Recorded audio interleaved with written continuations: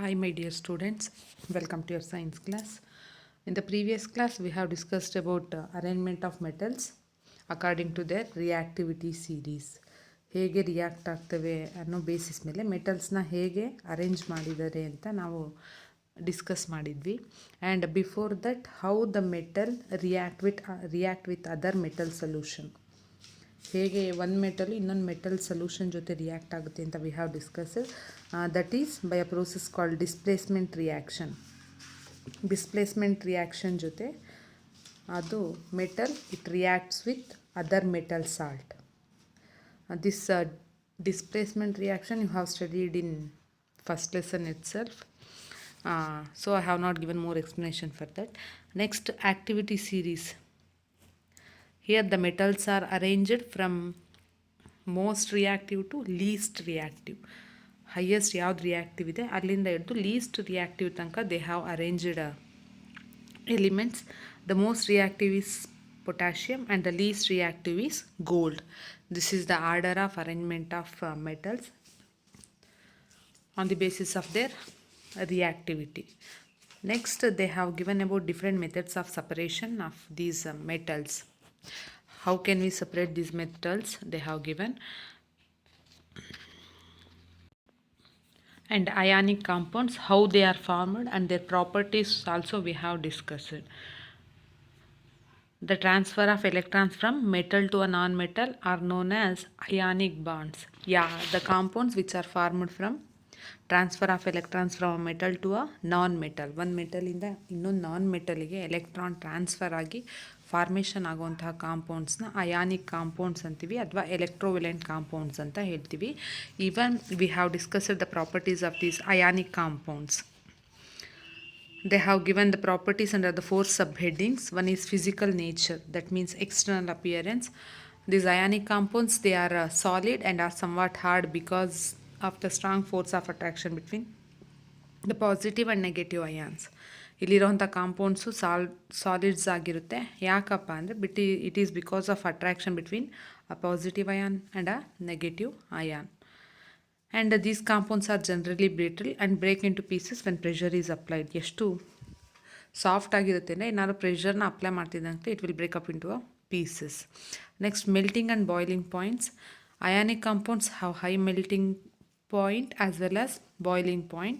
The reason they have given this is because a considerable amount of energy is required to break stronger inter-ionic attraction. ಒಂದು ಅಯಾನ್ಗೂ ಇನ್ನೊಂದು ಅಯಾನ್ಗೂ ಇರೋವಂತಹ ಅಟ್ರಾಕ್ಷನ್ನ break ಮಾಡೋದಕ್ಕೆ ಒಂದು limited amount of energy ಬೇಕಿರುತ್ತೆ. So ಇವುಗಳಿಗೆ melting ಮತ್ತು boiling point high ಇದೆ ಅಂತ ಹೇಳಿದ್ದಾರೆ. And solubility, they are soluble in water, insoluble in solvents such as kerosene and petrol. Conduction, they conduct electricity only when they are in molten state. They won't conduct electricity in solid state. Solid ಇದ್ದಾಗ ಎಲೆಕ್ಟ್ರಿಸಿಟಿನ conduct ಮಾಡಲ್ಲ. They conduct electricity only when they are in molten state. And occurrence of metal we have discussed. This metal is found on the earth's crust. They are not available in the pure state. They are mixed with some other metals or non-metals. Only few exist in their pure form. ಕೆಲವಷ್ಟೇ pure ಫಾರ್ಮಲ್ಲಿ ಸಿಗುತ್ತೆ. ಇನ್ನೆಲ್ಲ ಅದು ಬೇರೆ non metal ಜೊತೆಗೋ ಅಥವಾ ಬೇರೆ elements ಜೊತೆಗೂ mix ಆಗಿ ಸಿಗುತ್ತೆ ಅಂತ ಹೇಳಿದ್ದಾರೆ. The elements are compounds which occur naturally in the earth's crust. ಭೂಮಿ ಮೇಲೆ ನ್ಯಾಚುರಲ್ ಆಗಿ ಸಿಗೋವಂತಹ ಕಾಂಪೌಂಡ್ಸ್ನ ಮಿನರಲ್ಸ್ ಅಂತ ಹೇಳ್ತೀವಿ. The elements are compounds which occur naturally in the earth's crust are known as minerals. So no metal is found in free state. Only few, gold, silver, they are available in their free state. Here they have given example. Gold, silver, platinum and copper are found in the free state. Sometimes this copper and silver are also found in the combined state. Gold ಯಾವಾಗಲೂ free state ಅಂದರೆ ನಾವೇನು extract ಮಾಡಿ ತೆಗಿತೀವಿ mineral ಅದು ಯಾವಾಗಲೂ ಗೋಲ್ಡಾಗೇ ಇರುತ್ತೆ. ಅದು ಬೇರೆ ಯಾವ ಎಲಿಮೆಂಟ್ ಜೊತೆನೂ ಮಿಕ್ಸ್ ಆಗಿರಲ್ಲ. Even silver, platinum, copper also they can exist in free state, ಸಿಗುವಂಥ ಚಾನ್ಸಸ್ ಇದೆ. Sometimes this copper and silver they are found in the combined state. Silver ಜೊತೆ ಕಾಪರ್ ಸಲ್ಫೈಡ್ ಜೊತೆ ಇರ್ಬೋದು ಅಥವಾ ಕಾರ್ಬೋನೇಟ್ ಜೊತೆ ಇರ್ಬೋದು, ಮಿಕ್ಸ್ ಆಗಿ ಸಿಗುವಂಥ ಚಾನ್ಸಸ್ ಇದೆ. And arrangement they have given here: high reactivity to low reactivity. And how can we separate? They are by different methods, ಬೇರೆ ಬೇರೆ ಮೆಥಡ್ಸಿಂದ ಸಪ್ರೇಟ್ ಮಾಡ್ಬೋದು. On the basis of reactivity, the metals are grouped into 3 categories: metals of low reactivity, metals of medium reactivity, and metals of high reactivity. And the techniques what they have used, they have given in this arrow chart. ಈ ಚಾರ್ಟಲ್ಲಿ ಇದೆ. Okay, in today's class let's discuss about how can we extract metals of different reactivity series. ಬೇರೆ ಬೇರೆ reactivity series ಇರೋಂಥ ಮೆಟಲ್ಸ್ನ ಯಾವ್ಯಾವ ಮೆಥಡಲ್ಲಿ extract ಮಾಡ್ಬೋದು ಅಂತ we can discuss here. Okay, first what we are going to discuss today is enrichment of ore. The ore mined from the earth, usually it contains soil, sand, stone and some other impurities. ನಮಗೇನು ಭೂಮಿಯಲ್ಲಿ ಸಿಗುತ್ತೆ ಓರು, ಅದು it is not in a pure state. ಅದು pure ಸ್ಟೇಟಲ್ಲಿ ಇರಲ್ಲ. It will be contaminated ಅಂದರೆ ಕಲುಷಿತವಾಗಿರುತ್ತೆ. ಯಾವುದ್ರ ಜೊತೆ mix ಆಗಿರುತ್ತೆ ಅಂದರೆ it may be mix with soil, sand, stone etcetera. ಈ ಥರ ಇರೋದನ್ನ ಏನಂತೀವಿ ಅಂದರೆ, if a mineral contains or if a ore extracted from the earth is contaminated with large amount of impurities, we call it as gangue. ಅದನ್ನು ಗ್ಯಾಂಗ್ಯೂ ಅಂತ ಹೇಳ್ತೀವಿ. The ore mined from the earth, if it contains large amount of impurities such as soil, sand, etc., are called gangue. Next, how can we separate this? ಹೇಗೆ separate ಮಾಡ್ಬೋದು? For the separation of gangue from the ore depends upon the physical and chemical properties of the impurities found. ಅಲ್ಲಿ ಸಿಕ್ಕಿರುವಂತಹ impurities ಏನಿರುತ್ತೆ ಅದ್ರ physical ಮತ್ತು chemical property ಮೇಲೆ method of separation depend ಆಗಿರುತ್ತೆ. ಹೇಗೆ just wash ಮಾಡಿದರೆ ಹೋಗುತ್ತಾ ಅಥವಾ ಯಾವುದಾದ್ರೂ ಬೇರೆ ಕೆಮಿಕಲ್ಸ್ನ ಆ್ಯಡ್ ಮಾಡಬೇಕಾ ಅನ್ನೋದು it depends upon the type of impurities present in it. In case soil, sand ಇತ್ತು ಅಂದರೆ just by washing it self they can remove impurities. If it contains more than that, ಅದು ಬಿಟ್ಟು ಬೇರೆ ಯಾವುದಾದ್ರೂ ಇಂಪ್ಯೂರಿಟೀಸ್ ಇತ್ತು ಅಂದರೆ they have to adapt certain techniques for removing gangue present in it. Okay, first they have given extracting metals in low reactivity series. ಕಡಿಮೆ reactivity ಇರೋಂತಹ ಸೀರೀಸ್ನ, ಅಂತಹ ಮೆಟಲ್ಸ್ನ ಹೇಗೆ ಒಬ್ಟೈನ್ ಪಡ್ಕೊಳ್ಳೋದು ಅಂತ ಕೊಟ್ಟಿದ್ದಾರೆ. The metals low in the activity series are very unreactive, ಅಂದರೆ ತುಂಬ ರಿಯಾಕ್ಟ್ ಮಾಡಲ್ಲ, ಆ್ಯಕ್ಟಿವ್ ಆಗಿರಲ್ಲ, they are unreactive. Then how can we separate? ಹೇಗೆ ಅಂದರೆ, the oxides of these metals can be reduced to metal by heating. ಆ metal oxide ಯಾವುದಾದ್ರೂ metal ಇರಲಿ, ಅದು ಯಾವುದ್ರ ಜೊತೆ ಸಿಗುತ್ತೆ, for example it may found combined with sulphide or carbonate, ಹೌದಾ, ಆ ಥರ ಆಕ್ಸಿಜನ್ ಜೊತೆ ಸೇರಿರ್ಬೋದು, ಯಾವುದ್ರ ಜೊತೆನಾದ್ರು ಮೆಟಲ್ ಸೇರಿ ನಮಗೆ ಸಿಗ್ಬೋದು. ಅದನ್ನು ನಾವು ಫಸ್ಟು ಪ್ಯೂರ್ ಮೆಟಲ್ ಆಗಿ ಎಕ್ಸ್ಟ್ರಾಕ್ಟ್ ಮಾಡ್ಕೊಳ್ಳೋದಕ್ಕಿಂತ ಮುಂಚೆ that should be converted into respective metal oxide. ಅದನ್ನು ಸಿಕ್ಕಿರೋಂಥ ಮೆಟಲ್ ಆಕ್ಸೈಡಿಗೆ ನಾವು ಕನ್ವರ್ಟ್ ಮಾಡಬೇಕು. ನಮಗಿವಾಗ ಜಿಂಕ್ ಸಲ್ಫೈಡ್ ಸಿಕ್ತು ಅಂದರೆ first we have to convert that into zinc oxide. ಆ ಥರ ಯಾವುದಾದ್ರೂ ಮೆಟಲ್ ಸಿಗಲಿ, ಅದನ್ನು first we should convert into its respective metal oxides ಆಗಿ ನಾವು ಕನ್ವರ್ಟ್ ಮಾಡಬೇಕು. ಇಲ್ಲಿ ಲೋ ರಿಯಾಕ್ಟಿವಿಟಿ ಅಥವಾ ಲೋ ಆ್ಯಕ್ಟಿವಿಟಿ ಸೀರೀಸ್ ಇರೋವಂಥ ಮೆಟಲ್ನ ಆಕ್ಸೈಡ್ಸ್ ಆಗಿ ಕನ್ವರ್ಟ್ ಮಾಡೋದು very easy. If we heat directly, ಅದನ್ನು ಜಸ್ಟ್ ಬಿಸಿ ಮಾಡ್ತಿದ್ದಂತೆ they are converted into metal oxides. Metals low in the activity series can be converted into metal oxide. ಅದು combined ಸ್ಟೇಟಲ್ಲಿ ಸಿಕ್ಕಿರುತ್ತೆ, ಅದನ್ನು ನಾವು ಬಿಸಿ ಮಾಡ್ತಿದ್ದಂತೆ ಆಕ್ಸೈಡ್ ಆಗಿ ಕನ್ವರ್ಟ್ ಆಗುತ್ತೆ. On further heating that metal oxide Ken be converted into metal. Right? They have given an example for the metal low in the activity series. Cinnabar, it's an ore of mercury. Cinnabar ಅನ್ನೋದು ಕೊಡಿದ್ದಾರೆ, that is a ore of mercury. Its chemical symbol is HgS. Right? Hg stands for mercury, S stands for sulfur. First step ಏನಪ್ಪ ಅಂದರೆ we have to convert this into respective oxide. ಅದನ್ನು metal oxide ಆಗಿ convert ಮಾಡಬೇಕು. Mercuric sulphide should be converted into oxide. ಇಲ್ಲಿ ನೋಡ್ರಿ, mercuric sulphide ಇದೆ, we have to convert that into oxide ಆಗಿ convert ಮಾಡಬೇಕು. How it is possible? How can we convert that into oxide? That is possible only when we heat. ಅದನ್ನು ಚೆನ್ನಾಗಿ ಬಿಸಿ ಮಾಡ್ತಿದ್ದಂತಲೇ this mercuric sulphide has converted into mercuric oxide. ನೋಡ್ಬೋದು, mercuric sulphide ಇತ್ತು, it has been converted into mercuric oxide. Next, ಈ mercuric ಆಕ್ಸೈಡಿಂದ we have to obtain mercury. ಆಕ್ಸಿಜನ್ನ remove ಮಾಡಬೇಕು. ಹೌದಾ? ಮರ್ಕ್ಯೂರಿಕ್ ಆಕ್ಸೈಡಲ್ಲಿ ಆಕ್ಸಿಜನ್ ಇದೆ, ಆಕ್ಸಿಜನ್ನ ರಿಮೂವ್ ಮಾಡಿದರೆ we will get mercury. How can we remove this oxygen? Again by heating. ಮತ್ತೆ ಅದನ್ನು ಬಿಸಿ ಮಾಡಿದರೆ that mercuric oxide will be converted into mercury. ಕೊಟ್ಟಿದ್ದಾರೆ ರಿಯಾಕ್ಷನ್ ನೋಡ್ಬೋದು. ಮರ್ಕ್ಯೂರಿಕ್ ಸಲ್ಫೈಡ್ ಆನ್ ಹೀಟಿಂಗ್,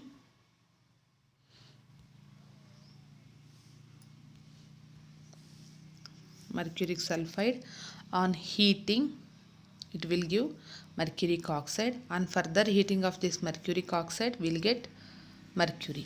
ಇಲ್ಲಿ ಸಿಗುವಂತಹ mercury is a pure form of mercury. ಈ ಥರ ಲೋ ಆ್ಯಕ್ಟಿವಿಟಿ ಸೀರೀಸ್ ಇರೋದನ್ನ ಡೈರೆಕ್ಟಾಗಿ ಹೀಟ್ ಮಾಡ್ತಿದ್ದಂಗೆ ಅದು ಆಕ್ಸೈಡ್ ಆಗಿ ಕನ್ವರ್ಟ್ ಆಗುತ್ತೆ. ಎಗೇನ್ ಆಕ್ಸೈಡ್ನ ಹೀಟ್ ಮಾಡ್ತಿದ್ದಂಗೆ we will get pure metal. Okay, same example they have given.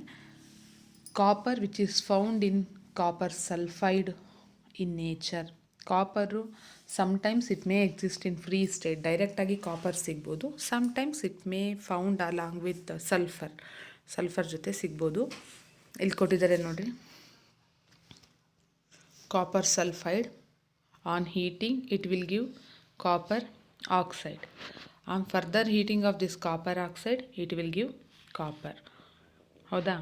Sulphide ಇದ್ದಿದ್ದು ಫಸ್ಟು ಮೆಟಲ್ ಆಕ್ಸೈಡ್ ಆಗಿ ಕನ್ವರ್ಟ್ ಮಾಡಿದ್ದಾರೆ. ಮೆಟಲ್ ಆಕ್ಸೈಡ್ನ ಮತ್ತೆ ಹೀಟ್ ಮಾಡ್ತಿದ್ದಂಗೆ it has been converted into metal. So ಯಾವುದಾದ್ರೂ ಮೆಟಲ್ಸ್ ಇರ್ಬೋದು which are low in activity,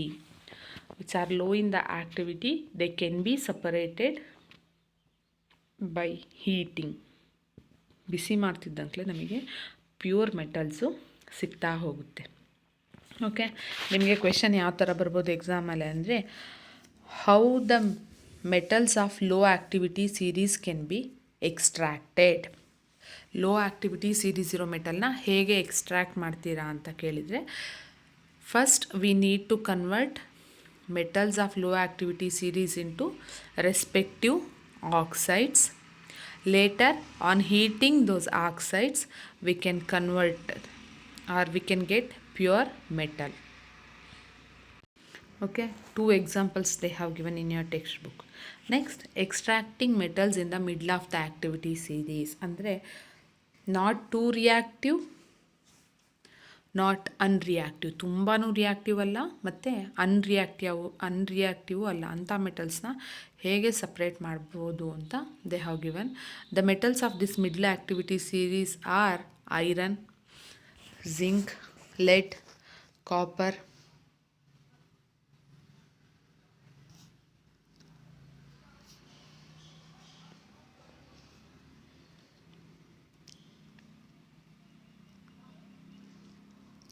iron, zinc, lead, copper.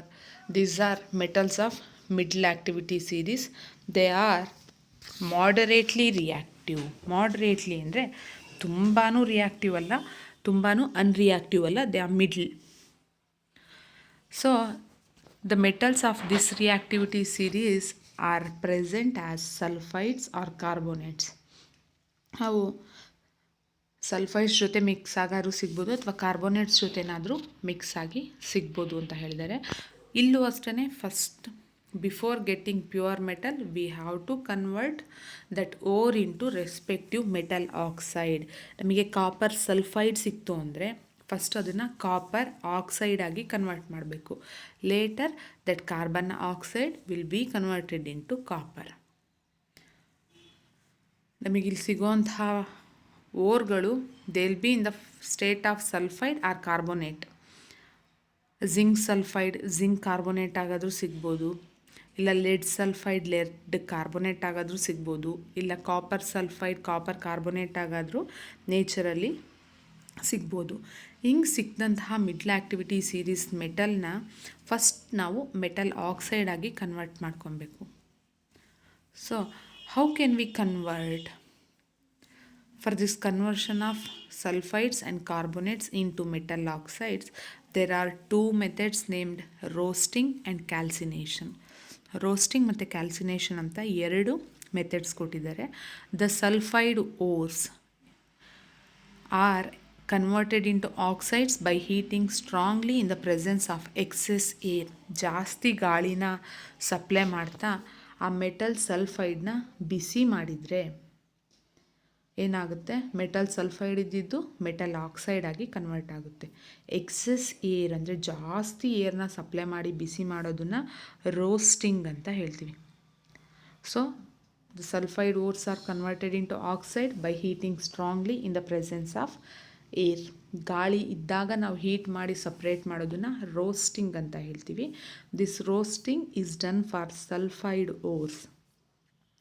ರೋಸ್ಟಿಂಗ್ನ sulphide ಓರ್ಸಿಗೆ ಮಾಡ್ತೀವಿ. And one more method is there, that is calcination. This calcination is done for carbonate ores. Carbonate ಓರಿಗೆ calcination ಮಾಡ್ತೀವಿ. This is opposite of roasting. Here the carbonate ore is changed into oxide by heating strongly in limited supply of air. ಜಾಸ್ತಿ ಗಾಳಿನ ಕೊಡಲ್ಲ, limited ಆಗಿ ಸ್ವಲ್ಪನೇ ಗಾಳಿಯಲ್ಲಿ ಅದನ್ನು heat ಮಾಡ್ತಾರೆ. ಈ ಪ್ರೋಸೆಸ್ನ ಕ್ಯಾಲ್ಸಿನೇಷನ್ ಅಂತ ಹೇಳ್ತೀವಿ. The carbonate ores are changed into oxides by heating strongly in the limited supply of air.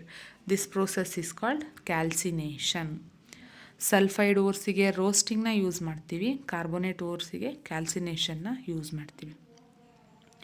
So by this roasting and calcination, the ores are converted into respective metal oxide. ಅವು metal oxide ಆಗಿ convert ಆಗುತ್ತೆ. For roasting they have given an example. See here, zinc sulphide. Zinc sulphide ore ಆಗಿ ಸಿಕ್ಕಿದೆ. On heating in the presence of air, ಆಕ್ಸಿಜನಲ್ಲಿ heat ಮಾಡಿದರೆ it has been converted into zinc oxide. Oxide ಆಗಿ convert ಆಗಿದೆ.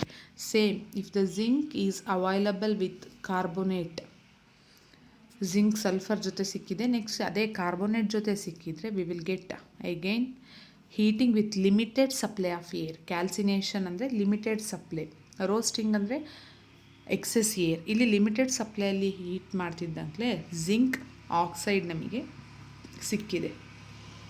ಸರಿನಾ? ಇಲ್ಲಿ sulphide ಓರಲ್ಲಿತ್ತು ಅಂದರೆ ಜಾಸ್ತಿ ಗಾಳಿನ ಹಾಕಿ ಬಿಸಿ ಮಾಡ್ತಾರೆ. ಕಾರ್ಬೋನೇಟ್ ಓರಾಗಿ ಸಿಕ್ತು ಅಂದರೆ ಲಿಮಿಟೆಡ್ ಸಪ್ಲೈ ಆಫ್ ಏರಲ್ಲಿ ಬರ್ನ್ ಮಾಡ್ತಾರೆ. ಆಮೇಲೆ ಮೆಟಲ್ ಆಕ್ಸೈಡ್ಸ್ ಬಂದಮೇಲೆ ಏನು ಮಾಡಬೇಕು? That metal oxide should be reduced to corresponding metal by using suitable reducing agents. ಒಳ್ಳೆಯ ರೆಡ್ಯೂಸಿಂಗ್ ಏಜೆಂಟ್ಸ್ನ ಯೂಸ್ ಮಾಡಿ ಮೆಟಲ್ ಆಕ್ಸೈಡ್ ಇದನ್ನು ಮೆಟಲ್ ಆಗಿ ಕನ್ವರ್ಟ್ ಮಾಡಬೇಕು. The reducing agent that can be used more is carbon. ಜಾಸ್ತಿ ಯೂಸ್ ಮಾಡುವಂತಹ agent ಬಂದ್ಬಿಟ್ಟು carbon. By using carbon we can convert, ನೋಡಿರಿ ಇಲ್ಲಿ ಜಿಂಕ್ ಆಕ್ಸೈಡ್ನ ಜಿಂಕ್ ಆಗಿ ಕನ್ವರ್ಟ್ ಮಾಡ್ಬೋದು only when it is made to reduce with carbon. Carbon ಜೊತೆ reduce ಮಾಡಿದಾಗ ಜಿಂಕ್ ಆಗಿ ನಮಗೆ ಸಿಗುತ್ತೆ. ಫಸ್ಟು ಜಿಂಕ್ ಸಲ್ಫೈಡ್ ಸಿಕ್ಕಿತ್ತು, ಅದನ್ನು ರೋಸ್ಟಿಂಗ್ ಮಾಡಿ ಜಿಂಕ್ ಆಕ್ಸೈಡ್ ಆಗಿ ಕನ್ವರ್ಟ್ ಮಾಡಿದ್ವಿ. ಜಿಂಕ್ ಆಕ್ಸೈಡ್ನ ಕಾರ್ಬನ್ ಜೊತೆ ರೆಡ್ಯೂಸ್ ಮಾಡಿ ಜಿಂಕ್ನ ಒಬ್ಟೈನ್ ಮಾಡಿದ್ದೀವಿ. ಇಲ್ಲಿ ರೆಡ್ಯೂಸಿಂಗ್ ಏಜೆಂಟ್ಸ್ನ ಯೂಸ್ ಮಾಡೋದ್ರ ಜೊತೆ one more technique we can use, that is displacement reaction. Displacement reaction ಅಂದರೆ more reactive element can displace less reactive. ತುಂಬ ರಿಯಾಕ್ಟಿವ್ ಇರೋದು ಕಡಿಮೆ ರಿಯಾಕ್ಟಿವ್ ಇರೋದನ್ನು ಡಿಸ್ಪ್ಲೇಸ್ ಮಾಡೋದ್ರ ಮುಖಾಂತರ ನಾವು ಪ್ಯೂರ್ ಮೆಟಲ್ನ ಒಬ್ಟೈನ್ ಮಾಡ್ಕೊಬೋದು. ಹೈಲಿ ರಿಯಾಕ್ಟಿವ್ ಮೆಟಲ್ಸ್ ಯಾವುದಾಗ್ತವೆ ಅವಾಗ ಅಂದರೆ we can use sodium, calcium, aluminium. By using those metals we can displace this less reactive element. ಆವಾಗ ಇಲ್ಲಿ ಒಂದು ಎಕ್ಸಾಂಪಲ್ ಕೊಟ್ಟಿದ್ದಾರೆ, this MnO2. MnO2 when it is made to react with more reactive element aluminium. ಏನು ಮಾಡುತ್ತೆ aluminium? ಆಕ್ಸಿಜನ್ನ ತೆಗ್ದಾಕುತ್ತೆ. Mn ಬರೀ pure metal ಮ್ಯಾಂಗನೀಸ್ನ ನಮಗೆ ಕೊಡ್ತಾ ಹೋಗುತ್ತೆ. ಈ ಥರ ಮೋರ್ ರಿಯಾಕ್ಟಿವ್ ಎಲಿಮೆಂಟ್ ಅಲ್ಯೂಮಿನಿಯಂ ಆಗಿರುತ್ತೆ. ಅಲ್ಯೂಮಿನಿಯಂ ಹೋಗಿ ಮ್ಯಾಂಗನೀಸ್ ಜಾಗಕ್ಕೆ ಕೂತ್ಕೊಳ್ಳುತ್ತೆ, ಮ್ಯಾಂಗನೀಸ್ ಬಂದು ಅಲ್ಯೂಮಿನಿಯಂ ಜಾಗಕ್ಕೆ ಕೂತ್ಕೊಳ್ಳುತ್ತೆ. ಈ ಥರ more reactive element can displace less reactive element. By using this method also we can get pure metal which are in the middle of activity series. So this method is used in railway tax or cracked machine parts. ಈ railway ಏನು ಕಂಬಿಗಳು ಹಾಕಿರ್ತವೆ ಅದು break ಆದಾಗ ಅದನ್ನು join ಮಾಡೋದಕ್ಕೆ ಈ ಮೆಥಡ್ನ use ಮಾಡ್ತಾರಂತೆ. ಈ ಥರ ರಿಯಾಕ್ಷನ್ನ ಥರ್ಮಿಟ್ ರಿಯಾಕ್ಷನ್ ಅಂತ ಹೇಳ್ತೀವಿ. We call this type of reactions as thermite reaction. The reaction of iron oxide with aluminium is used to join railway tracks. Railway ಟ್ರ್ಯಾಕ್ಸ್ಗಳನ್ನು ಜಾಯಿನ್ ಮಾಡೋದಕ್ಕೆ ಯೂಸ್ ಮಾಡ್ತಾರೆ. ಯಾವುದನ್ನ ಅಂದರೆ ಐರನ್ ಆಕ್ಸೈಡ್ ವಿತ್ ಅಲ್ಯೂಮಿನಿಯಂ. ಆ ಎರಡನ್ನೂ ಚೆನ್ನಾಗಿ ಹೀಟ್ ಮಾಡ್ತಿದ್ದಂಗೆ ಏನಾಗುತ್ತೆ, more reactive will replace less reactive. So this reaction is used to join railway tracks or cracked machine parts, and this type of reaction is called thermit reaction.